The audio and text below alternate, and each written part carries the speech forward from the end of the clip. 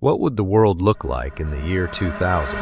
Back in 1962, humanity was utterly obsessed with that question.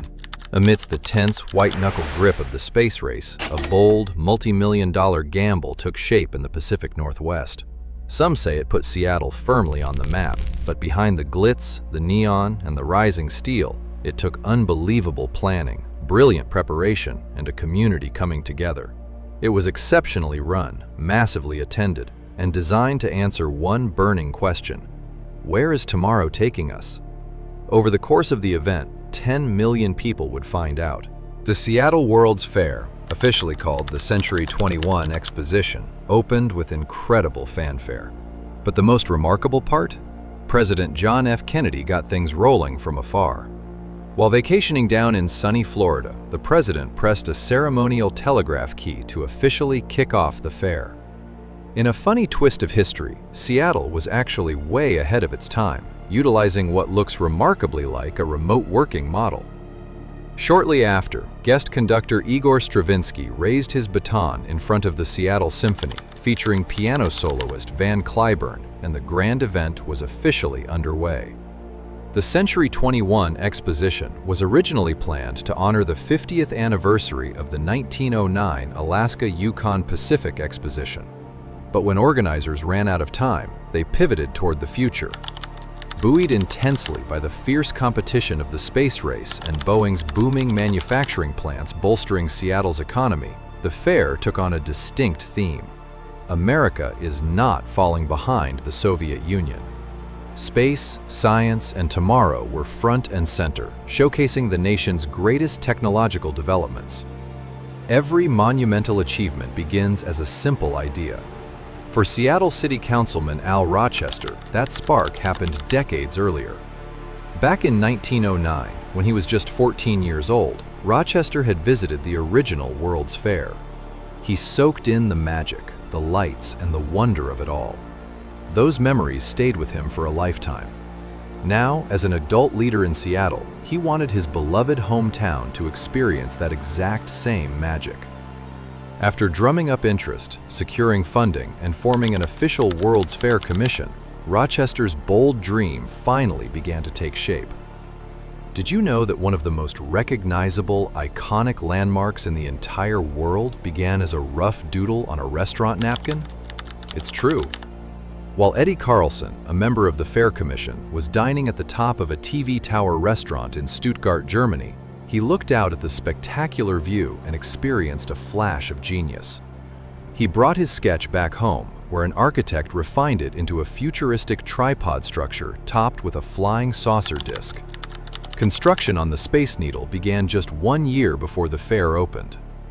Building the Space Needle required engineering feats never before attempted in the American West. The underground foundation had to be poured into a massive hole 30 feet deep and 120 feet across.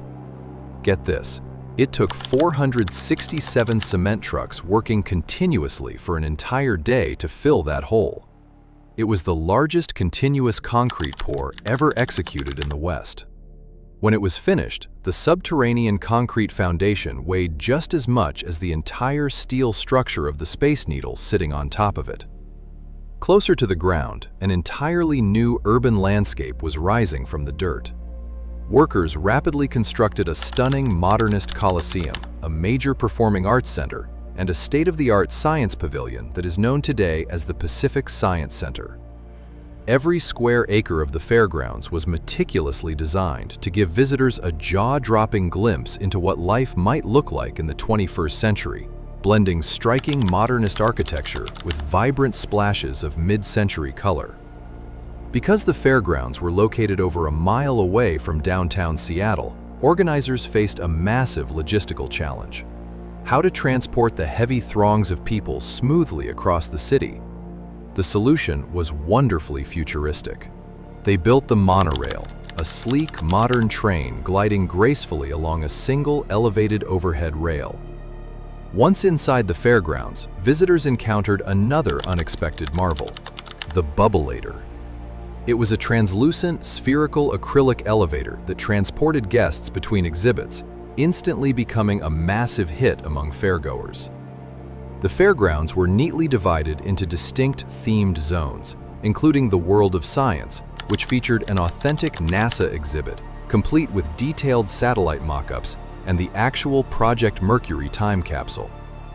Then there was the World of Century 21, the ultimate exhibition on the future of everyday life.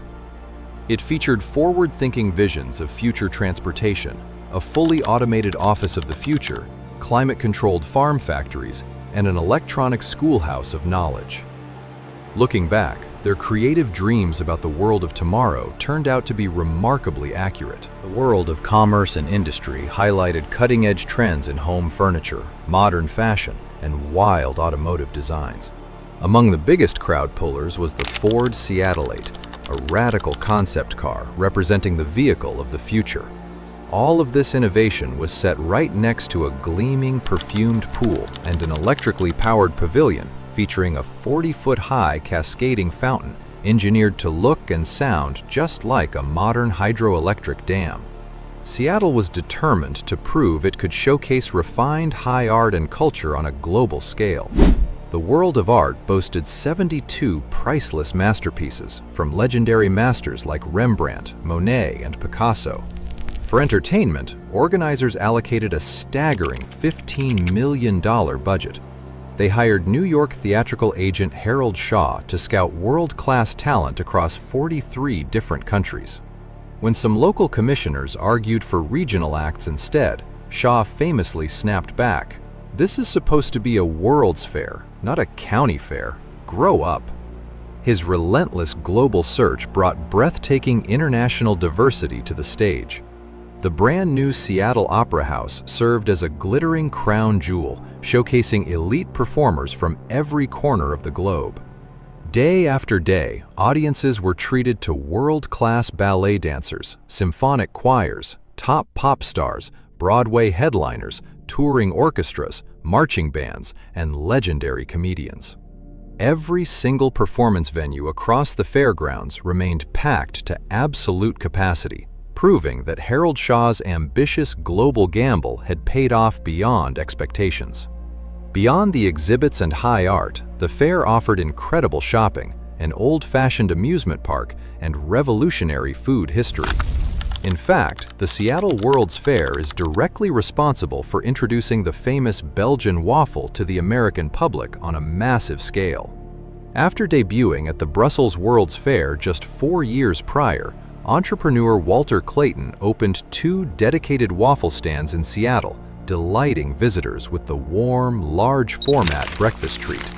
Other favorites included thrilling water ski shows featuring a 20-member Wisconsin team and the massive 2-hour Canadian military tattoo.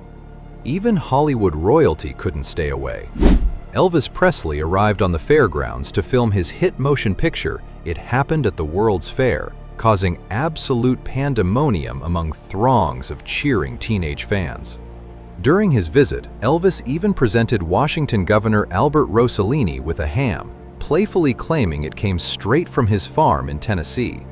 In a humorous behind-the-scenes secret, the ham had actually just been purchased moments earlier from a local grocery store after his team realized they forgot to bring one. Ultimately, a World's Fair serves as a grand celebration of the absolute best humanity has to offer: creativity, ingenuity, scientific innovation, discovery, and plain old-fashioned fun. In 1962, it did precisely that for Seattle. It helped permanently cement the city's modern identity, quite literally with the towering Space Needle, but even more so through the indomitable, forward-looking spirit of its community. It stands as a timeless reminder that when people dare to dream big, imagination sets the terms for tomorrow. Have you ever visited the Space Needle or explored Seattle's historic center? Share your thoughts in the comments below, and thanks for watching.